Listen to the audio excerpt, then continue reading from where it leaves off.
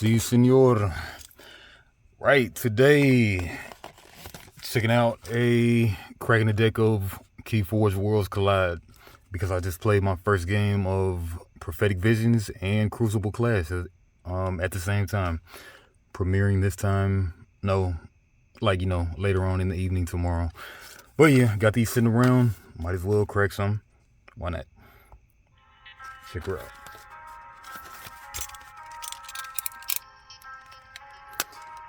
Yeah, Worlds Collide was big on Saurian. I usually didn't be too big on Saurian, but Saurian's not the worst thing.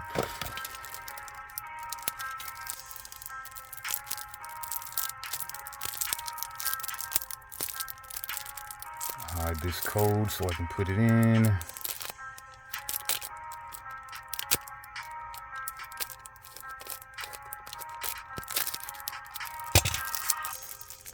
Yeah, but Crucible Clash was fun. That's the one that adds the Hearthstone powers, and also Prophetic Visions was fun because it adds the Hearthstone secrets.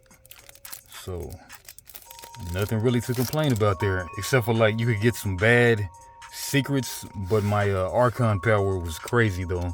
My Archon power made keys cost 2 less, but you gotta forge 2 keys, so you're still netting a 2 cost savings. I think 4, 8, 12, 16 versus 18. Yeah, so it's still cheaper than making 3 keys at 6. So that seems pretty busted, but you'll see it.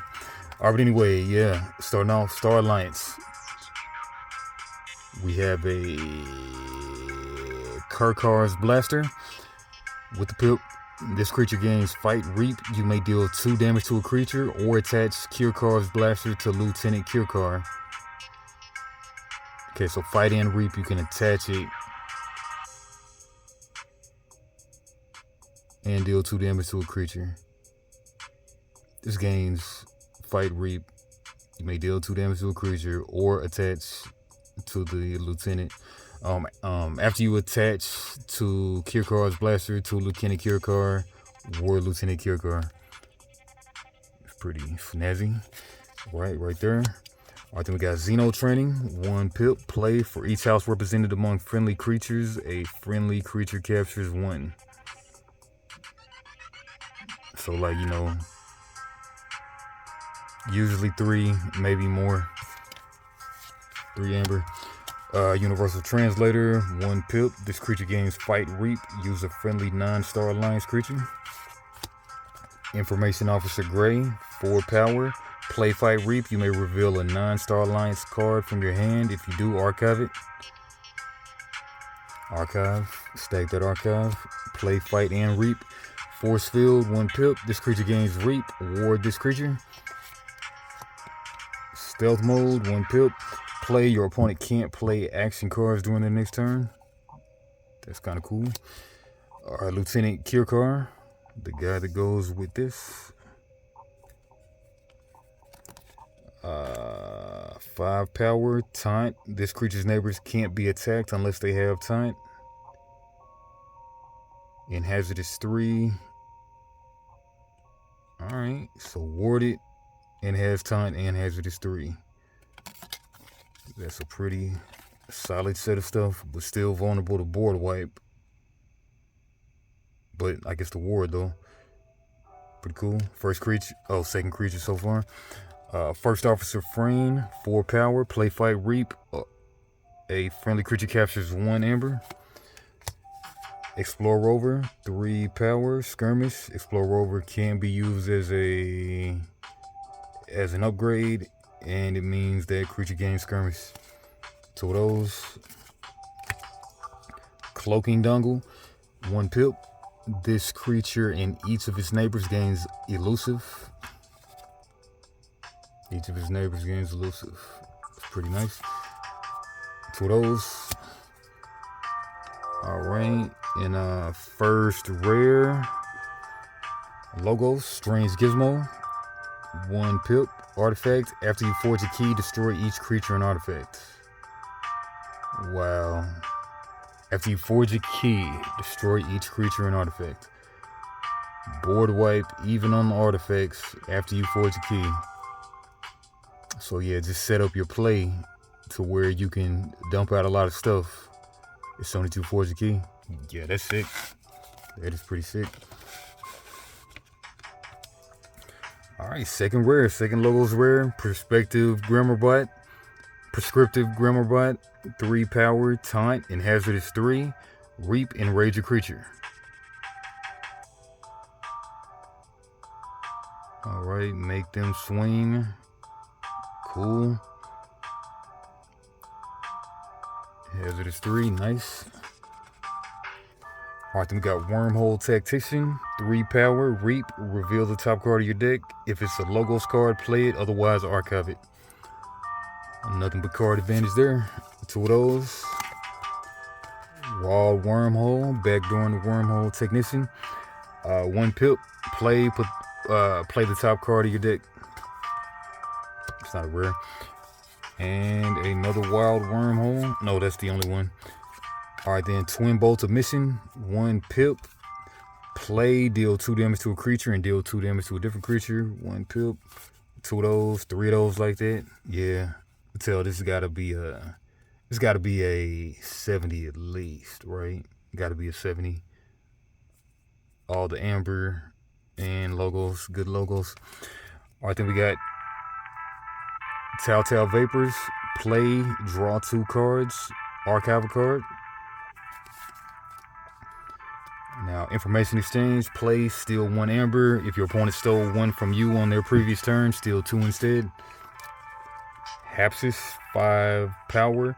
After an enemy creature is destroyed, fighting Hapsis, ward Hapsis, and draw a card.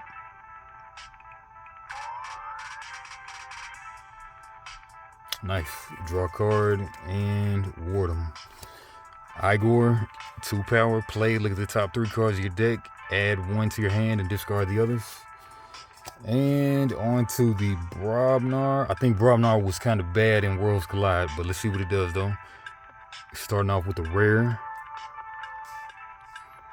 And that's Nogi Smart Fist. 5 power, fight, draw 2 cards, discard 2 random cards from your hand. See, that's that weird stuff. But you know, yeah, like, you know, even if you have no cards in hand, you'll just discard the 2 that you drew. So not the best stuff right there. But it's a rare for some reason. Draw 2 cards. I mean, like, you know, you could take your archive and discard. Well, I mean, it's rare though. So, I mean, it's random though. So I don't know about that one. Same dude. All right, and an uncommon Ragward. With the pip, and after a creature reaps, if it's the first time a creature has reaped this turn, deal 2 damage to it. If it's the first time a creature's reaped this turn. Yeah, those weird artifacts is weird. Yeah, Brobnar's already dragging his deck down. Alright. Fire Breath, 1 pip. This creature gets +3 power and gains before fight. Deal 2 damage to each neighbor of the creature this creature fights. This creature gets +3 power and before fight, deal 2 damage to each neighbor of the creature. So splash 2 before fight. Yeah, that's a solid card. Alright, next up we got Blood Money. Play, place 2 amber from the common supply on an enemy creature. Nice. Trimmer, play, stun a creature and each of his neighbors. Shorty, 4 power, assault 4 before this creature casts, deal 4 to the enemy. And reap, enrage Shorty. I mean, assault 4 is great. Alright, now we got Grand 9 Toes. Okay, he's missing a toe. Grand 9 Toes gets +4 power while it's damaged. Grand 9 Toes gets the power bonus only if he survives the damage, as per the usual rules of Keyforge. Alright then, Barn Raising. Play, for the remainder of the turn, your opponent loses 1 amber each time a friendly creature fights. That's good. But not very many. Well, you know, 1, 2, 3, 4, 5, 6. Yeah, there's a decent number of Brobnar creatures in here. Alright. And 2 Alakas, 4 power. If you use the creature to fight this turn, then she enters play ready. Alright, how many Brobnar we have in here? 1, 2, 3, 4, 5, 6. Only 6 Brobnar creatures, so yeah, that's like half of the house. So I was thinking this was gonna be an 80, but I might have to put it at a 78. This is crazy though. After you forge a key, destroy each creature and artifact. Board wipe every time you forge. So you forge, they get a clear board. You also get a clear board, but they get a clear board. So they gotta build back up. You gotta build back up too. But whenever you forge again, they get board wiped. And I'm talking about artifacts too. I don't know, this is a strange card, but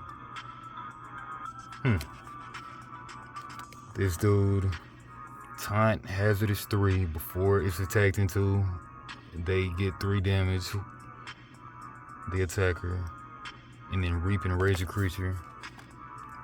Solid logos for sure. Cool supportive Star Alliance. Brobnar kind of crazy. Fight, draw 2 cards, discard 2 random cards from your hand. But you are drawing 2 though. Draw 2 cards, discard 2 random cards from your hand. So it might be the Brobnar that you need for the turn, who knows. But, I mean, you can math it out, maybe. Okay, some mid-range health Brobnar though, they're pretty mid. Yeah, yeah, I'll probably give it a 78 if I had to guess. Maybe one day I'll come through like an update, all the SASs on all the decks I open. But nobody will be watching at that point. But anyway, yeah, like I said, tomorrow, 4 p.m. Central, got the gameplays of Prophetic Visions and Crucible Clash, my first games. Toodaloo.